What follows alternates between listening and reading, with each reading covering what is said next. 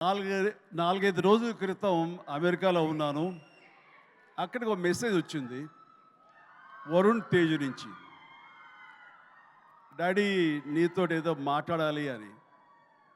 సరే, అప్పట్లో day and night reverse అవటం మూలంగా టైమింగ్స్ కుదరలేదు, మాట్లాడలేదు. జనరల్గా మాట్లాడాలి అని ఎప్పుడు మెసేజ్ పెట్టాడు. అనుకుంటే వచ్చేస్తాడు, నేను ఊళ్ళో లేను కాబట్టి తను రాలేకపోయాడు, మెసేజ్ పెట్టాడు. ఏమో పెద్ద అర్జెంట్ ఉంటే మళ్ళీ తనే మెసేజ్ పెడతాడు కదా అనుకున్నాను. సరే, 3 days బ్యాక్ 2 days బ్యాక్ వచ్చేసిన తర్వాత మళ్ళీ ఫోన్ చేసి రావాలంటే ఏమై ఉంటుందని నాకు, ఎందుకంటే ఈ పిక్చర్ రిలీజ్ అవుతుంది, దీనికి ఒక ఈవెంట్ జరగబోతుంది అన్నది మైండ్లో లేక సరే రా అన్నాను. ఇలాగా మా ఫంక్షన్ జరుగుతుంది, ఈ సినిమాకి నువ్వు ముఖ్య అతిథిగా రావాలి. నాకు తెలుసు నిన్ను బయట వాళ్ళు పిలుస్తారు, నువ్వు వెళుతుంటావు, కొంచెం ఎంతో కొంత ఇబ్బంది ఉంటుంటుంది, అలాంటి ఇబ్బంది నీకు కలుగ చేయకూడదని చెప్పేసి ఎప్పుడు నేను అడగను. ఎప్పుడు ముకుందాకు వచ్చావో తర్వాత ఇంకో దానికి వచ్చావో లేదో, అంతేగాని మళ్ళీ నాన్న తర్వాత నువ్వు వస్తే బాగుంటుందని. ఎందుకంటే నీలాంటి వ్యక్తి, ఇంత గొప్ప హీరోస్, మన బార్డర్లో ఫైట్ చేసేటువంటి హీరోస్ మీద ఒక సినిమా చేస్తున్నప్పుడు దాని గురించి 10 మందికి తెలియజెప్పేలాగా, 10 మంది మోటివేట్ అయ్యేలాగా మీరు కనుక ఆ ఫంక్షన్లో పార్టిసిపేట్ చేస్తే ఆ యొక్క రీచ్ వేరు, రండి అని చెప్పేసి పిలిచిన వెంటనే ఇది గొప్ప అవకాశం నాకు. అది నేను రావడం వాళ్ళకి అవకాశం కాదు. ఇలాంటి గొప్ప సినిమా గురించి, ఇలాంటి గొప్ప హీరోల మీద తీసిన సినిమా గురించి, మన బార్డర్లో ఉండే మన కోసం, మన రక్షణ కోసం, మన సరిహద్దులో ఫైట్ చేసేటటువంటి వారియర్స్ గురించి ఇలాంటి సినిమా తీసినప్పుడు దాని గురించి 4 మాటలు చెప్పడం అనేది నాకు దక్కినటువంటి గొప్ప అవకాశంగా నేను భావిస్తుంటాను. అలాగా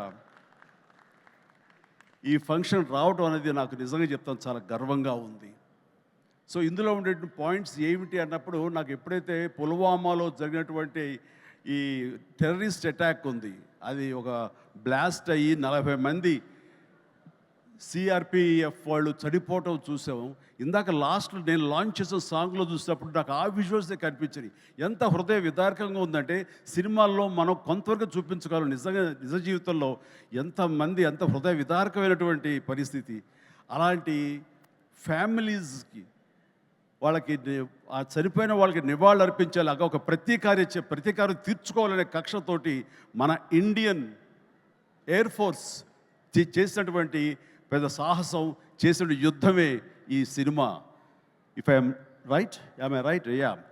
సో అది సరిగ్గా నేను అవును వరుణ్, నాకు అక్కడ ఒక్కసారి ఈ వ్యాలంటైన్స్ డే ఏంటి, ఏదైనా రొమాంటిక్ టచ్ ఉందా ఏంటి, ఇందులో ఏదైనా సినిమాని కమర్షియలైజ్ చేశారంటే లేదు.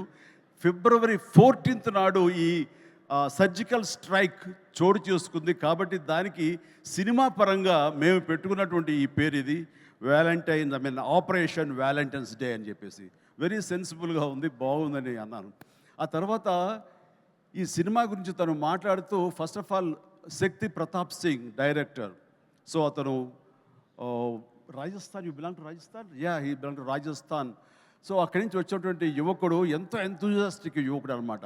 సో ఇక్కడ తెలుగులో అవకాశాలు బాగుంటుంది, కొత్త డైరెక్టర్స్ ఎంకరేజ్మెంట్ బాగుంటుందనే ఉద్దేశంతో ఇక్కడికి వచ్చాడా ఏమో తెలియదు. కానీ అతని గురించి నేను తెలుసుకున్నప్పుడు, అతను కేవలం ఒక కమర్షియల్ సినిమా చేసి కమర్షియల్ డైరెక్టర్గా పేరు ప్రఖ్యాలు సంపాదించేసుకుందాం, తెలుగులో డబ్బులు ఎక్కువ ఇస్తారు కాబట్టి ఇక్కడ ఉండిపోదాం, స్థిరపడిపోదాం అనే ఉద్దేశంతో రాలేదు.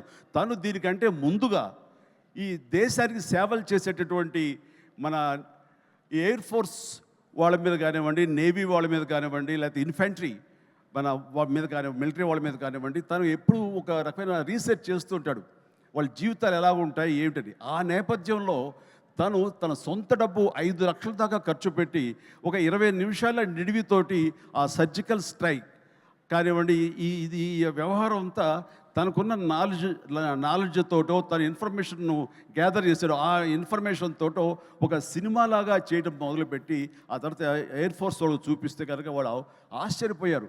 ఈ సినిమా, ఈ షార్ట్ ఫిల్మ్ ఒక ట్రిబ్యూట్ లాంటిది, ఇంత పెర్ఫెక్ట్ ఇన్ఫర్మేషన్ నీకు ఎవరు ఇచ్చారు, ఇందులో చాలా సీక్రెట్స్ ఉన్నాయి, బయటికి చెప్పే విషయాలు కాదు, ఇది నీకు ఎలా తెలుస్తుందని. సోమా, ఇందాక నువ్వు అన్నావు కాదు ఏదో లీక్ చేస్తావని, ఇది లీక్ చేసేస్తాను. ఓకేనా? హ్యాపీయా? Happy sir. ఎస్, ఇది ఎవరు చెప్పరు, సినిమాలు కూడా చూపించారు, అందుకు చెప్పేస్తాను. సో ఎయిర్ ఫోర్స్ వాళ్ళు ఈ సినిమా చూసి, ఆ చిన్న సినిమా చూసి, ఇది ఇంకెప్పుడు తీయొద్దు ఇట్లాగా అన్నారు. ఏంటి అన్నారు. అసలు ఇలాంటివి సీక్రెట్స్ ఇవన్నీ నీకు ఎవరు చెప్పారు ఏంటంటే, నాకు ఉన్నటువంటి కొంతమంది స్నేహితులు వాళ్ళ దీంతో ఇన్ఫర్మేషన్ తీశాను సార్ అంటే, ఫెంటాస్టిక్, ఈసారి సినిమా తీసేటప్పుడు మమ్మల్ని అప్రోచ్ అవ్వు, మేము ఇంకా ఆథెంటిక్గా చెప్తాము, ఇందులో ఉండే ప్రతి ఇన్సిడెంట్ ప్రతి ఇది చాలా అధికారికంగా ఉంటుంది అంటూ వాళ్ళ దగ్గర కూర్చోపెట్టుకుని ఈ సినిమాకి కావాల్సిన కంటెంట్ని చాలా ఆథరైజ్డ్గా జరిగింది ప్రతిదీ యథార్థగాథగా వాళ్ళు విశదీకరించి విడమర్చి చెప్పినప్పుడు తను ఇన్స్పైర్ అయ్యి ఈ కథ రాసుకున్నాడు. దీనికి కమర్షియల్ హంగులు ఎలాగో ఉంటాయి మిమ్మల్ని అందరినీ ఉత్సాహపరచడానికి.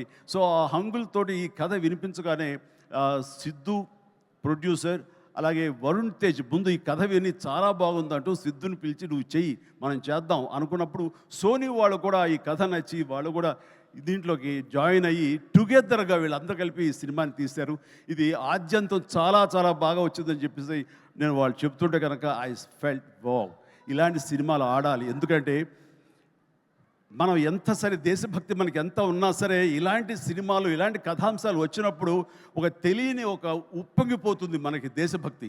అంటే మనం సాధారణంగా చూడండి, ఇంట్లో జనగణమన పాడగానే వినపడగానే మనం లేచి నిలబడిపోతాం.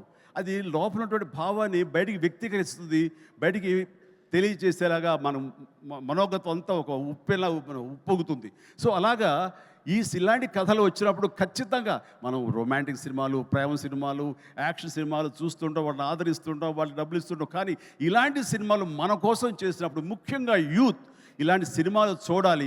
మన కోసంగా చలిలోనూ అక్కడ నిద్రాహారాలు లేకుండా ఏడారుల్లోనూ ఎలాగ కాపు కాస్తారు, ఎలాగ మనం రక్షిస్తారు అనేది ప్రతి ఒక్కరు చూడాలి. ఎందుకంటే ఈ సినిమా చూడటం అనేది మీ వినోదం కోసం ఒక పక్కన పెడితే, ఈ సినిమా అనేది ఒక ఎక్స్పీరియన్స్ అని మీరు పక్కన పెడితే, ఈ సినిమాకు సంబంధించినటువంటి అలాంటి రియల్ హీరోస్ వాళ్ళకి ఒక సెల్యూట్. ఈ సినిమా మనందరం చూడాలి, చూసి తీరాలి. అండ్ ఆ రకంగా ఈ సినిమాని ఎంతో రీసెర్చ్ చేసి చాలా ఆథెంటిక్గా తీయగలిగాడు అది శక్తి ప్రతాప్ సింగ్. సో అలాంటి శక్తిని నేను మనస్ఫూర్తిగా అభినందిస్తూ, ఇక్కడ ఇంకొక విషయం, శక్తి మన తెలుగు పరిశ్రమకి ఇంకొక చక్కటి మెసేజ్ ఇచ్చాడని నేను భావిస్తాను వ్యక్తిగతంగా. ఈ సినిమా రిలీజ్ తర్వాత హిట్ సూపర్ హిట్ అవుతుంది వేరే విషయం, బట్ ఈ సినిమా రిలీజ్కు ముందే హిట్ అయ్యేలాగా తను చేసే